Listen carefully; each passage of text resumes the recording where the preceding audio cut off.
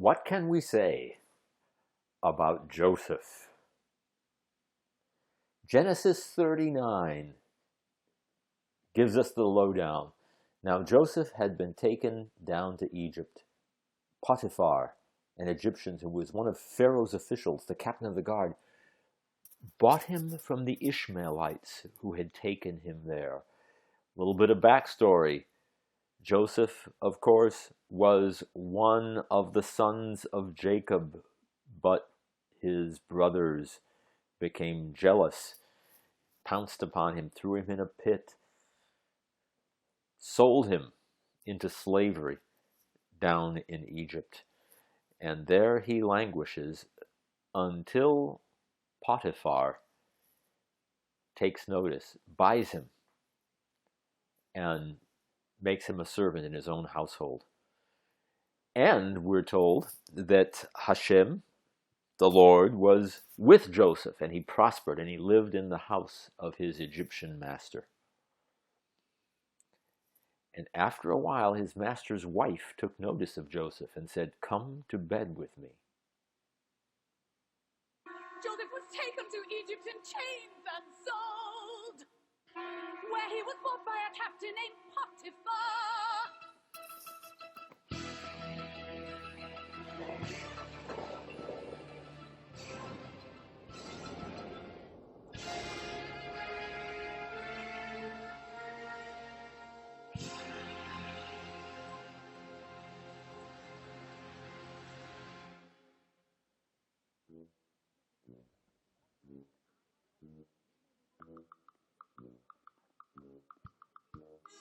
Potiphar had very few cares. He was one of Egypt's millionaires, having made a fortune buying shares in pyramids.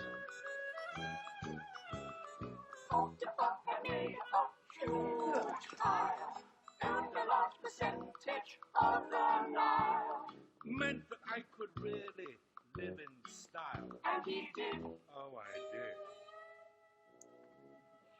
Joseph was an unimportant slave who found he liked his master, consequently worked much harder, even with devotion.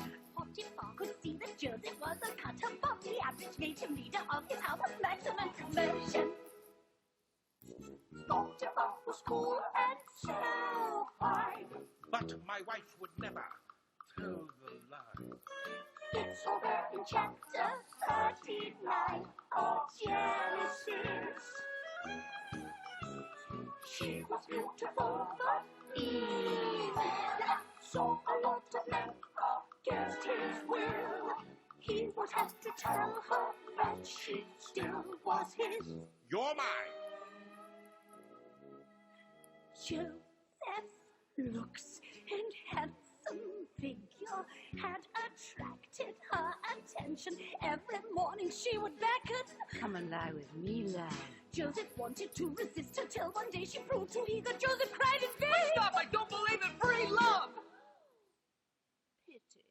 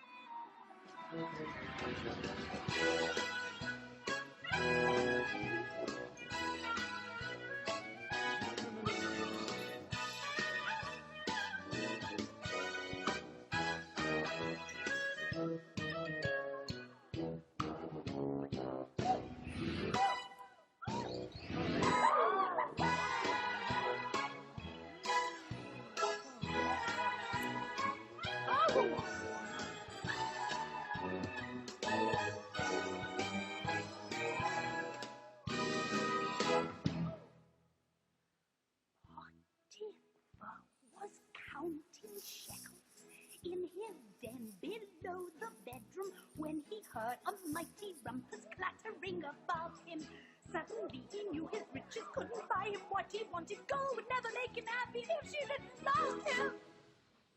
La la la!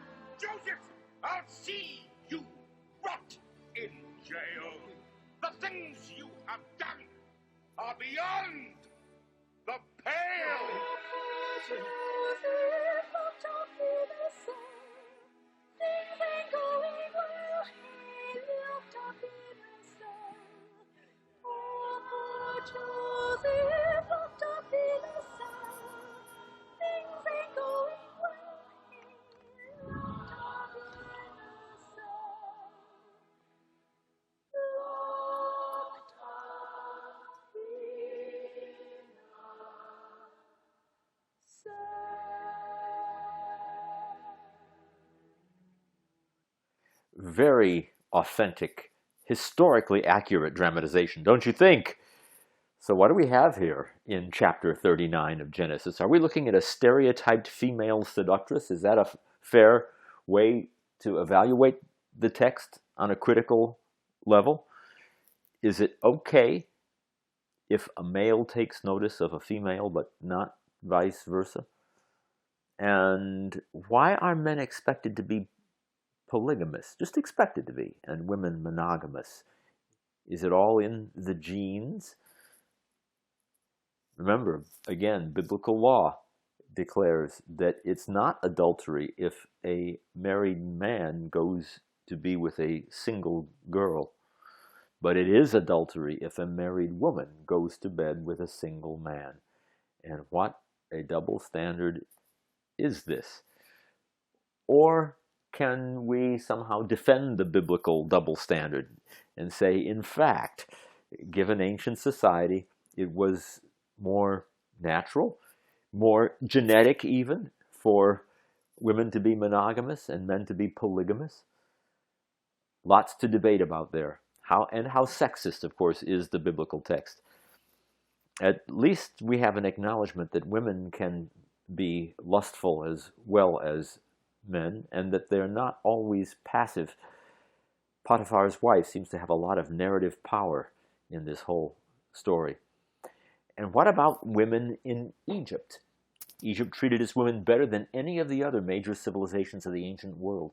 The Egyptians believed that joy and happiness were legitimate goals of life and regarded home and family as the major source of delight. It was taken for granted in the ancient world that the lead or the head of the house was the man.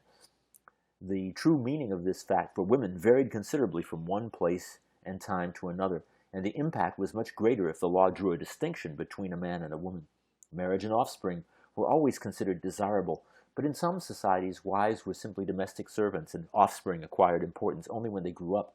Undoubtedly, there were a number of very strong-willed women who disregarded custom and ruled their families with the sheer force of their personalities, but they were the exception. Egyptian women were fortunate in two important ways. One, while women could become pharaoh only in very special circumstances, and this did happen once in Egyptian history. The Egyptian pharaoh Hatshepsut, a woman who ruled as a man, as pharaoh. They were otherwise regarded as totally equal to men as far as the law was concerned. They could own property, borrow money, sign contracts, initiate divorce, appear in court as witnesses, etc. Of course, they were also equally subject to whatever responsibilities normally accompany those rights. Love and emotional support were considered to be important parts of marriage. Egyptians loved children as people and not just as potential workers and caretakers. So we've got to look not just at Israelite society in our study, but also Egyptian society. The mistress of the house, marriage, was the natural state for Egyptians of both genders, and the most common title for non-royal women was mistress of the house. There's little doubt that in Egypt, as in the rest of the ancient world, the man was expected to be the head of the family. But a popular bit of advice urged husbands to avoid interfering in household matters and trust their wives to do the job properly.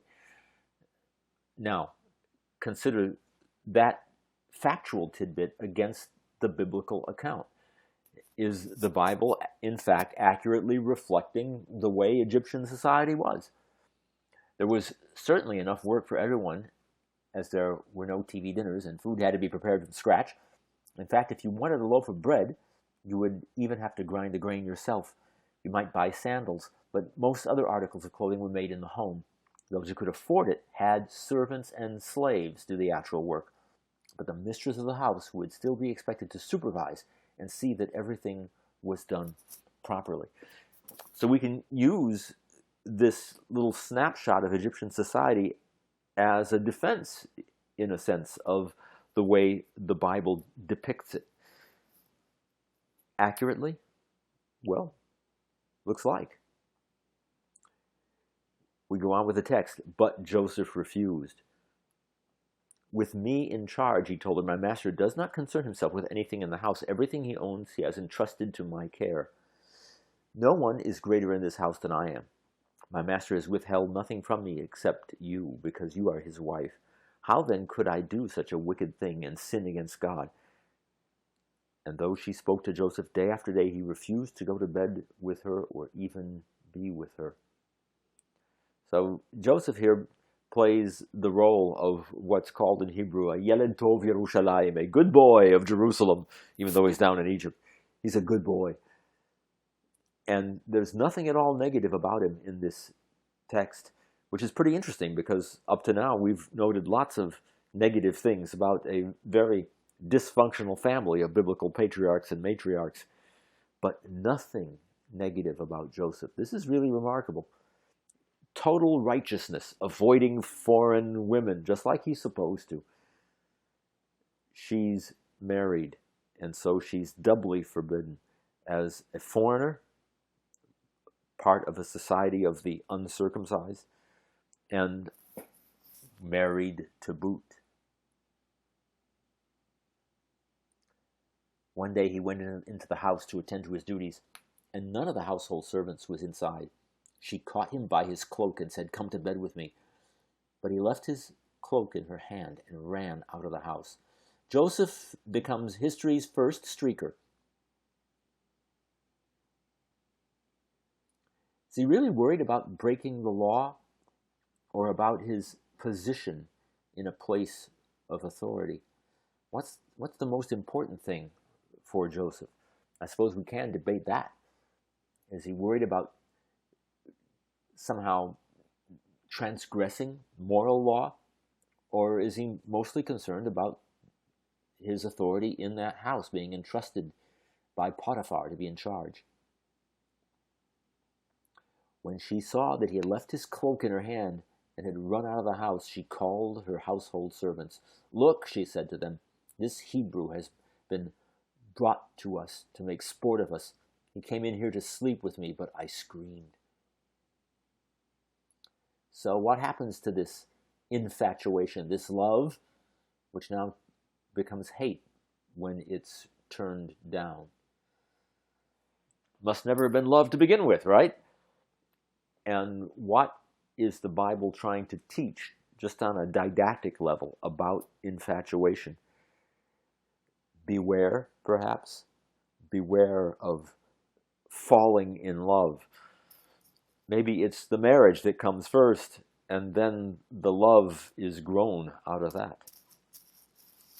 This seems just the opposite. She's infatuated, and the Bible is counseling against it. When he heard me scream for help, he left his cloak beside me and ran out of the house. She kept his cloak beside her until his master came home. Then she told him this story. "That Hebrew slave you brought us came to make sport of me. But as soon as I screamed for help, he left his cloak beside me and ran out of the house." Physical object proof. Exhibit A, right, Woody Allen? Was always dealing with themes of adultery somehow in his movies. She's got to have proof, and she's got it, his cloak. And again, what is the Bible saying about infatuation? Modern folk assume that falling in love is everything, most important.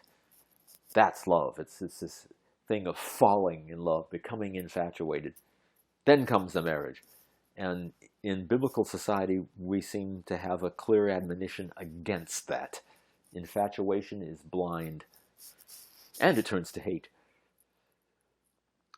When his master heard the story his wife told him, saying, "This is how your slave treated me," he burned with anger. Joseph's master took him and put him in prison, the place where the king's prisoners are confined. Joseph gets redeemed in the end as we follow the story, but Potiphar's wife does not get redeemed. Joseph will be rescued by interpreting the dream of the Pharaoh himself and rise in Egypt to become the number 2 right behind Pharaoh, all important in Egypt. That's a redemption. But Potiphar's wife, no.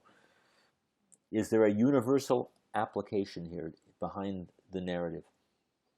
that self-love, loving one's self, which is really all tied up with infatuation, manifests itself in hatred when it doesn't get its way. And how many modern proclamations of love actually turn against the object of that love when they're not satisfied?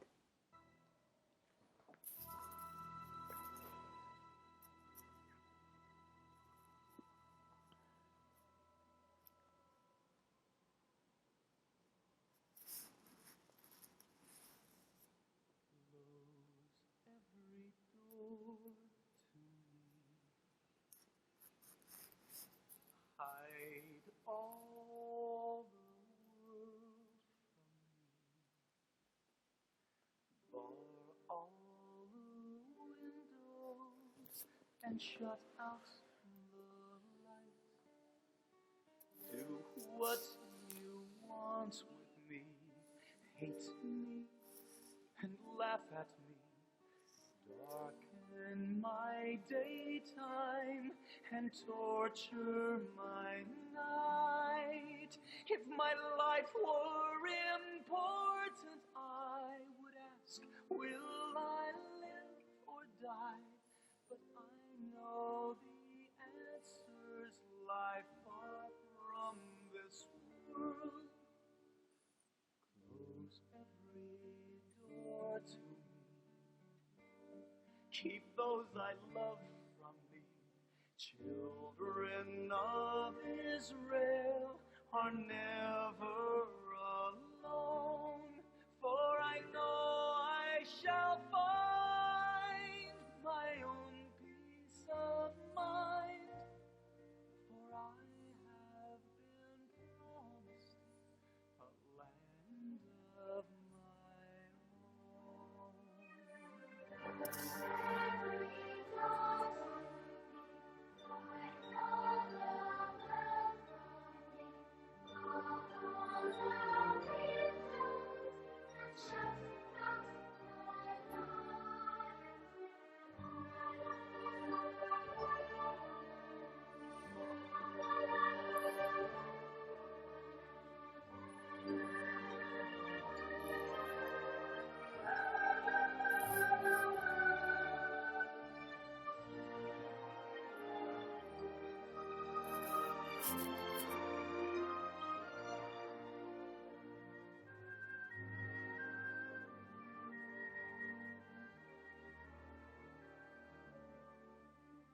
Just give me a number instead of my name.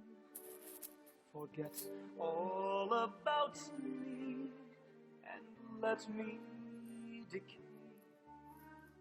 I do not matter. I'm only one person. Destroy me completely, then throw me away. If my life were important, I would ask, will I live or die? But I know the answers lie far from this world. Close every door to me. Keep those I love from me.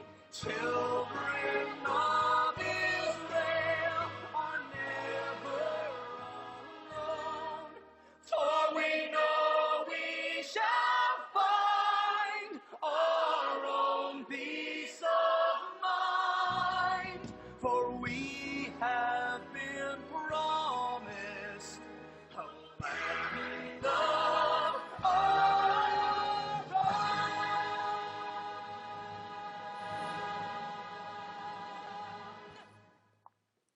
Joseph and the Amazing Technicolor Dreamcoat. Thank you, Donny Osmond. And what about Joseph's ultimate bride? In fact, he does take a bride. The Pharaoh himself gives Joseph the Egyptian name Safenat Paneah, and he let him marry Asenath or Asnat, the daughter of Potipharah, a priest in the city of Heliopolis. Joseph traveled all over Egypt, and his wife had 2 sons before the famine began. Yes, he had prophesied of famine by interpreting Pharaoh's dream. That's how he becomes number 2. Heliopolis, the Hebrew text, has on in that particular passage, but it's better known by its Greek name, Heliopolis. And unto Joseph in the land of Egypt were born Manasseh and Ephraim, whom Asenath or Asnat, the daughter of Potipharah, priest of On, bore to him. Half-tribes, Manasseh and Ephraim, who will become 2 of the 12 tribes of Israel. Joseph gets 2 tribes in the end. Obviously, this is pretty important in terms of the larger biblical text, the birth of 12 tribes of Israel. And yet these 2 half-tribes came from the union of Joseph and an Egyptian priestess. You are watching Banned from the Bible 2, here on the History Channel. We hear her name only once in Genesis. We are told that Pharaoh himself gave her to Joseph, he of the coat of many colors, who would go on to save his people from famine. She is part of his reward for interpreting Pharaoh's prophetic dreams. And he gave him to wife Asenath, the daughter of Pentephras, priest of Heliopolis. Then Joseph went out to the land of Egypt. This is all today's Bible says about her. As to how and why she was chosen for Joseph, it is mysteriously silent. Joseph is, of course, one of the most beloved figures of the Hebrew Bible.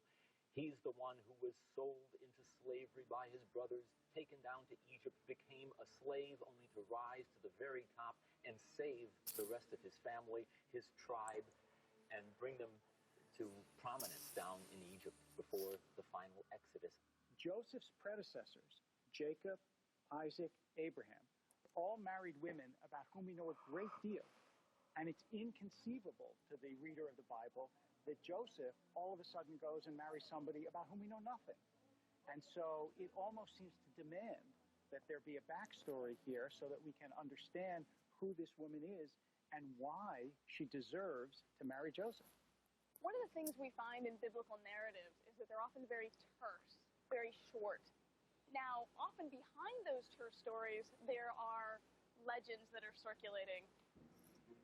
What led to this unorthodox marriage? Who was this non-believer who would help found a Jewish dynasty? Is our answer in an ancient text called Joseph and Asenath. But no one is sure exactly when it was written or by whom. Some theories place its origin in the 1st century BC in Alexandria, Egypt, a city known for its library and population of scholarly Jews. In form, it resembles a midrash, a sacred document written to explain issues left dangling in the Bible, one that may have evolved from an older oral tradition. People expand on these stories often because there's something problematic in it. Joseph, when he marries a daughter of an Egyptian priest, that's going to send up a red flag for a lot of people for whom they're wondering, how is this sort of intermarriage possible between a Hebrew and a daughter of not just an Egyptian, but an Egyptian priest?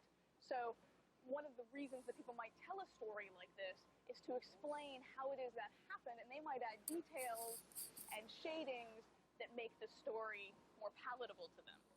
The text of Joseph and Asenath begins in Heliopolis, the Egyptian city of the sun, where Joseph has been sent to collect corn for storage during a time of plenty. It is here he meets a priest named Pentephras. And Pentephras had a virgin daughter of about 18 years of age, more beautiful than any other virgin in the land. Asenath has rejected many suitors, including Pharaoh's own son. Finally, Pharaoh decrees that she will become Joseph's wife as a reward for his loyal service. But for Joseph, bound by his religious traditions, it would have been an impossible gift to accept, even at Pharaoh's command. She is both hereditary royalty and also sort of biological royalty. That is, she's beautiful and intelligent, and she's also a princess. So all those things together, she's only missing one component. She just needs to be a Jew. But at first, it is Asenath who balks at the match. From Asenath's standpoint, why would she accept an Israelite? Here's a man who is a foreigner, a fugitive, a former slave. She doesn't want to accept Joseph until, of course, she meets him face to face. She's sitting at her window, she looks out, and she sees a handsome young man, and she falls madly in love. And so she is now madly in love with Joseph, her betrothed. She goes down to meet him, and Joseph's response is, I can't kiss you, I can't marry you. You worship idols, and I worship God. So Asenath is now deeply, deeply distressed. She took sackcloth and sprinkled herself with ashes and wept bitterly. And lo, the ashes underneath her were like mud because of her tears. For 7 days, Asenath meditates and finally prays to the God of Joseph. In response, God sends an archangel to her, who appears to her bathed in fire, but assuming Joseph's pleasing form. What follows is a mysterious ritual that does not appear anywhere else in either Jewish or Christian traditions. He has her eat from a honeycomb that she finds magically in her room. And these bees arise out of the honeycomb and encircle her. And the bees came up from the cells of the comb, and all flew in circles round Asenath, from her feet right up to her head. And yet more bees settled on Asenath's lips. And they build a honeycomb on her lips. They purify her lips that were once lips that offered praise to dead idols. Honey, and like nectar, is a traditional food of the gods, the milk of paradise. And this idea that honey is fed to her is an idea of immortality and greatness that runs throughout mythology. There is also seemingly a sexual image to the honeycomb. Whether that's the primary intention of the text or not is unclear, but it certainly is alive, I think, in the story of the two of them coming together. Now purified, Joseph can take Asenath for his own. She has been converted into a perfect Jewish wife, and an important symbol for a community increasingly concerned with the issue of conversion. There were large numbers of converts in the Greek and Roman world coming into the Jewish faith. And there's reason to believe that this text came about in order to justify those converts coming into Judaism. It's hard for modern people to imagine, but as many as 1/10 of the entire Roman Empire was Jewish. The story is intended, I believe, to reinforce the idea that there are sincere and loving converts whom the Jewish people should welcome and whom they should embrace. But early in the 2nd century AD, the Roman Emperor Hadrian began passing laws restricting the rights of Jews, and the number of Jewish converts dwindled. This may have been when Jews abandoned the story of Joseph and Asenath. Composed in Greek and set in Egypt, it was never a contender for inclusion in the Jewish canon of biblical writings.